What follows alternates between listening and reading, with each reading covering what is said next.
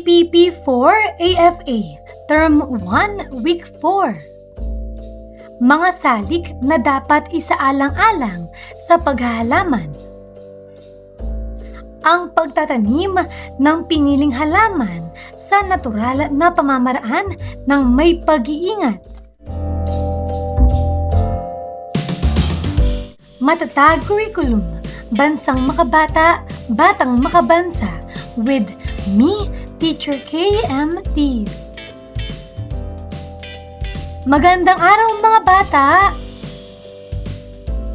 Ngayon ay pag-aaralan natin ang tungkol sa mga salik na dapat isaalang-alang sa paghahalaman at ang pagtatanim ng piniling halaman sa natural na pamamaraan ng may pag-iingat.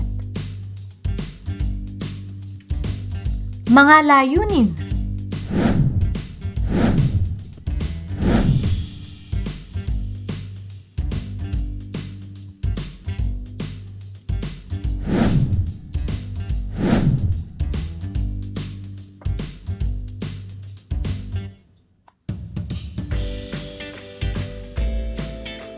Kaugnay na paksa bilang isa, mga salik na dapat isaalang-alang sa paghahalaman.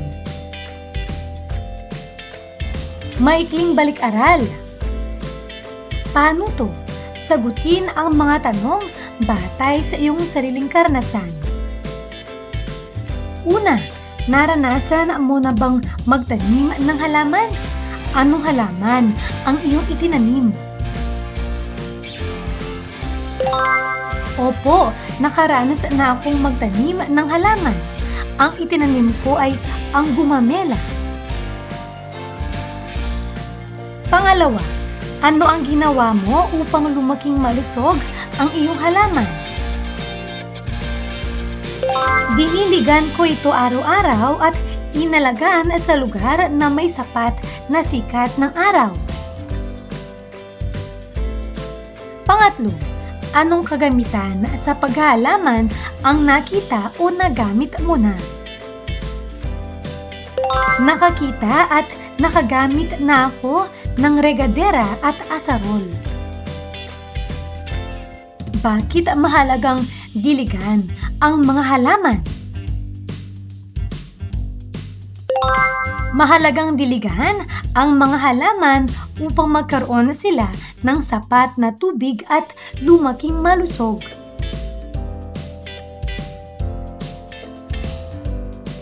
Panglima, kung magkakaroon ka ng sariling halaman, anong halaman ang gusto mong itanim? Bakit? Gusto kong magtanim ng mangga dahil masarap ang bunga nito at nagbibigay ito ng lilim at pagkain. Ang mga salik na dapat isaalang-alang sa paghahalaman ay tamang taniman, kagamitang panghardin, pandilig na tubig, pataba at sikat ng araw. Kagamitan at kasangkapan sa paghahalaman at paraan ng pag-iingat sa mga ito. Aralin natin. Una, asarol. Pambungkal ng lupa. Pangalawa, piko. Pangbungkal sa matigas na lupa. Pangatlo, kalaykay. Ginagamit sa pagpapapantay ng lupa at paghihiwalay ng bato sa lupa. Pang-apat, tinidor. Pandurog ng malalaking kimpal ng lupa. Panglima, trowel. Ginagamit sa paglilipat ng punla, pagpapaluwag ng lupa at pagtatabon. Pang-anim, itak. Pamutol sa mga sanga at puno ng malalaking halaman.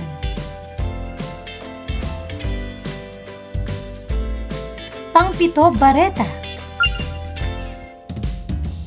Ginagamit sa paghuhukay ng malalaking bato at tuod ng kahoy. Pang-8, karet.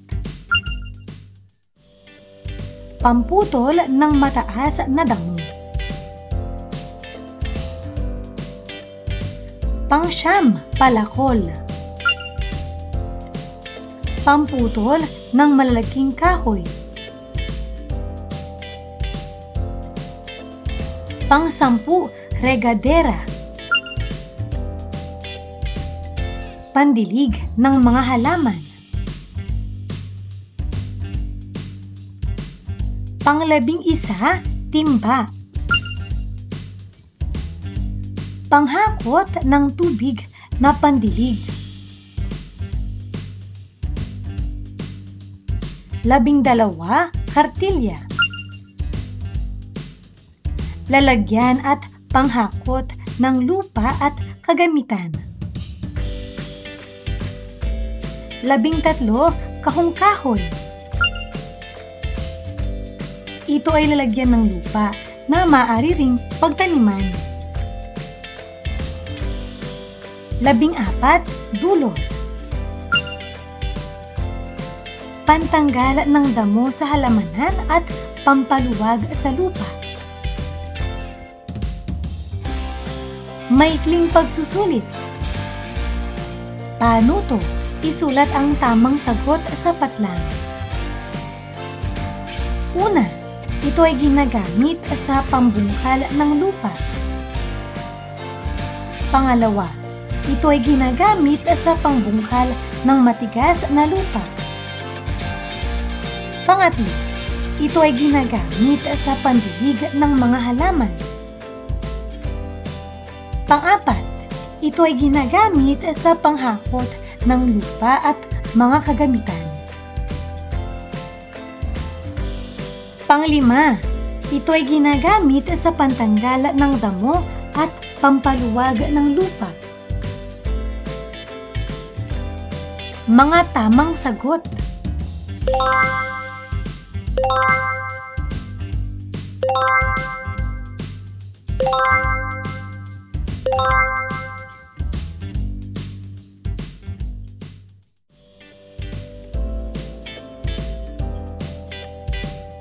Kaugnay na paksa bilang 2, ang pagtatanim ng piniling halaman sa natural na pamamaraan ng may pag-iingat.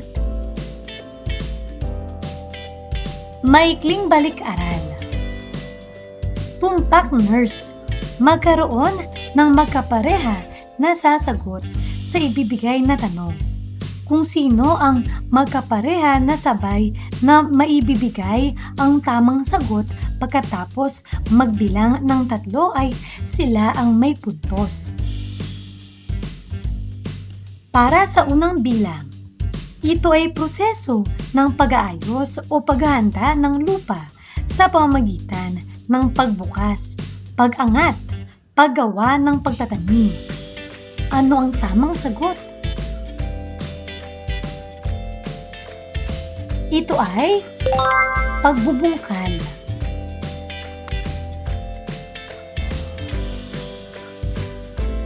Pangalawa, ito ay natural na komersyal na karaniwang nilalagay sa lupa para madagdagan ang sustansya ng lupa.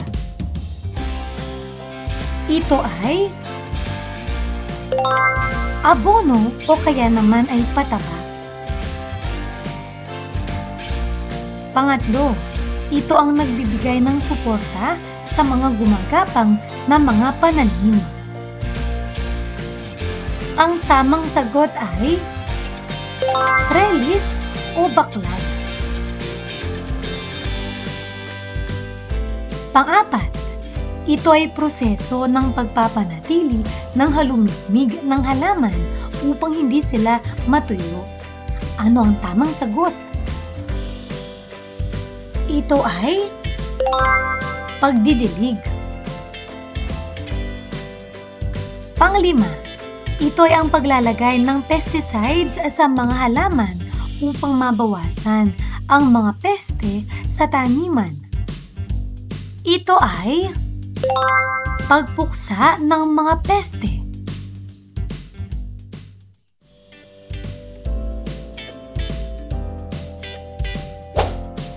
Bokabularyo. Una, halamang ornamental. Ito ay ang mga halaman na namumulaklak at karaniwang ginagawang dekorasyon sa loob ng bahay o ginagamit sa landscape gardening. Pangalawa, halamang gulay. Ito ay ang mga halaman na karaniwang iniuulam o isinasahog sa ating ulam. Pangatlo, punong prutas. Ito ay ang mga halaman na karaniwang mamumunga na siyang nagiging prutas at nagbibigay sustansya sa ating katawan. Kadalasang ginagawa itong panghimagas. Aralin natin pagtatanim ng halamang ornamental, halamang gulay at punong prutas. Kung kayo ang tatanungin, ano ang gusto niyong itanim? Ang halamang ornamental ay kadalasang nakikita nating pangdekorasyon sa ating tahanan dahil sa mga matingkad na kulay ng kanilang mga bulaklak o magaganda nilang mga dahon. Ilan sa kanila ay mga halamang dahon, halamang namumulaklak, halamang palumpon, at halamang baging.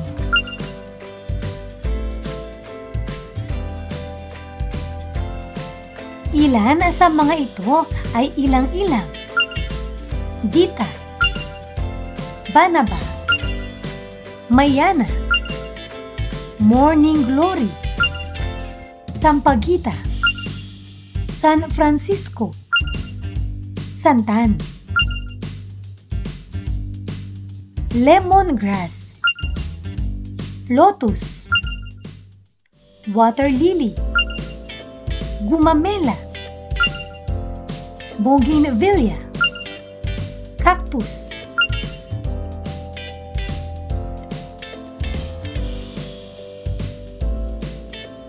Samantala, ang mga halamang gulay naman ay kadalasang nating inuulam o isinasahog sa ating ulam.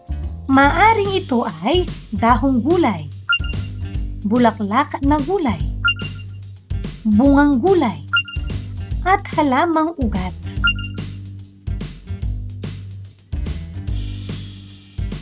Para sa titik A, ang ilang halimbawa ng dahong gulay ay alugbati, kangkong, ampalaya, kulitis, pako, malunggay.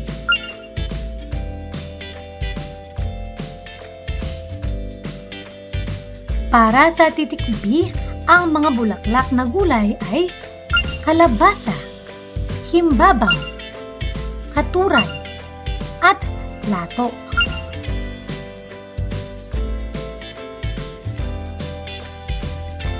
Para sa titik C, ang mga bungang gulay naman ay kalabasa, patola, upo, talong, ampalaya, sili, okra, malunggay, at kamatis. Para sa titik D, ang mga halamang ugat naman ay bawang, sibuyas, luya, gabi, at iba pa.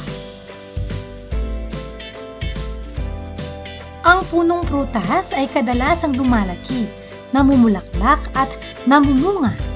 Ang bunga nito ay kadalasang nagbibigay sa atin ng pagkain.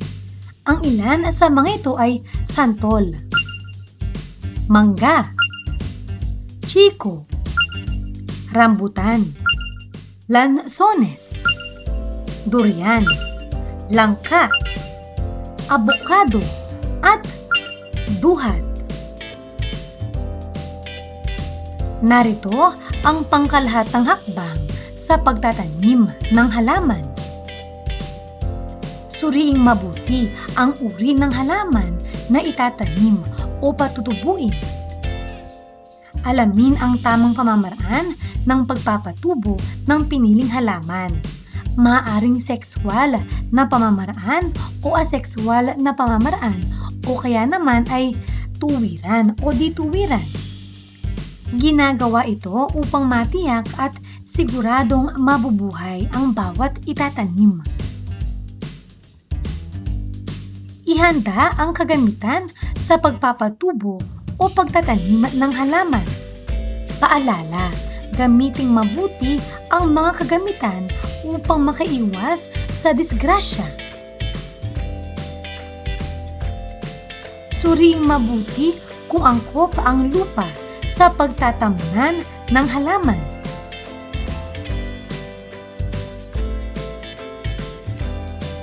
Ilagay ang buto o bahagi ng halaman na itatanim sa paso. Paalala, alalahanin ang tamang lalim ng buto na itatanim, gayon din ang bahagi ng halaman na ibabaon. Dagdagan ng halumigmig ang paso kung kinakailangan sa pamamagitan ng pagwisik ng tamang dami ng tubig.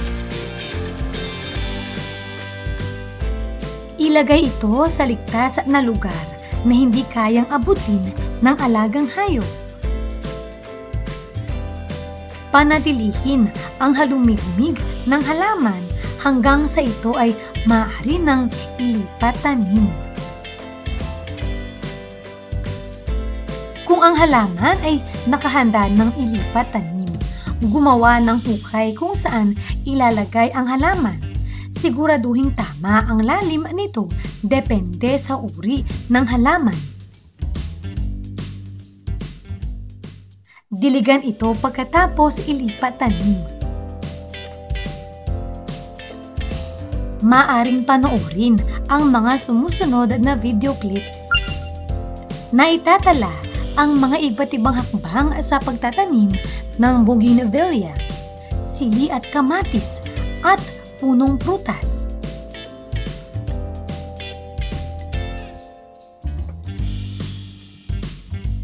Maikling pagsusulit. Paano to? Isulat ang tama kung wasto ang pahayag at mali kung hindi. Una, ang halamang ornamental ay karaniwang ginagamit na dekorasyon sa tahanan at hardin. Pangalawa, ang kangkong at malunggay ay halimbawa ng mga halamang gulay. Pangatlo, hindi na kailangang suriin ang uri ng halaman bago ito itanim. Pang-apat, dapat ilagay ang bagong tanim na halaman sa ligtas na lugar na hindi maaabot ng mga alagang hayop. Pang-lima, pagkatapos ilipat-tanim ang halaman, mahalagang diligan ito.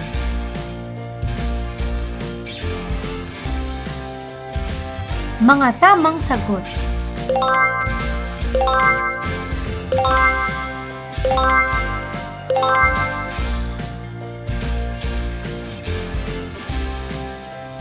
Para sa kabuuang pagsusulit. Paano to? Isulat ang tamang sagot sa patlang. Una, ito ay ginagamit sa pambungkal ng lupa. Pangalawa, ito ay ginagamit sa pagpapapantay ng lupa at paghiwalay ng bato. Pangatlo, ito ay ginagamit sa pandilig ng mga halaman. Pang-apat, ito ay ginagamit sa paglilipat ng punla at pampaluwag ng lupa.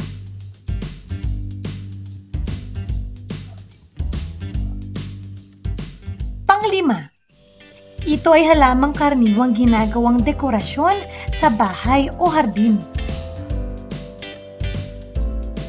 Pang-anim, ito ay mga halamang karaniwang inuulam o isinasahog sa pagkain. Pang-pito, ito ay mga halaman na namumunga at nagbibigay ng sustansya sa katawan. Pang-walo, ito ang unang hakbang sa pagtatanim kung saan sinusuri ang uri ng halaman.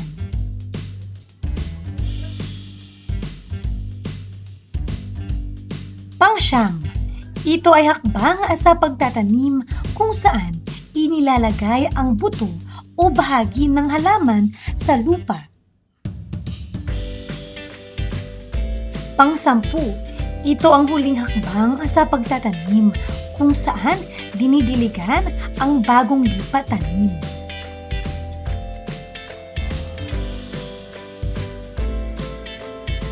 Mga tamang sagot.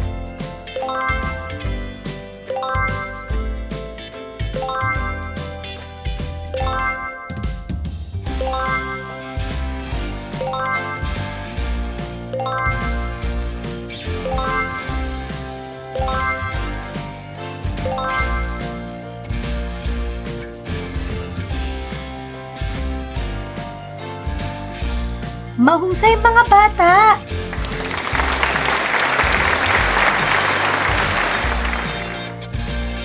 Ano ang mga natutuhan mo sa araw na ito?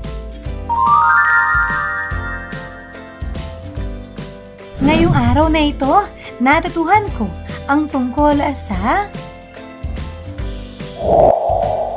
mga salik na dapat isaalang-alang sa paghahalaman at ang pagtatanim ng piniling halaman sa natural na pamamaraan ng may pag-iingat.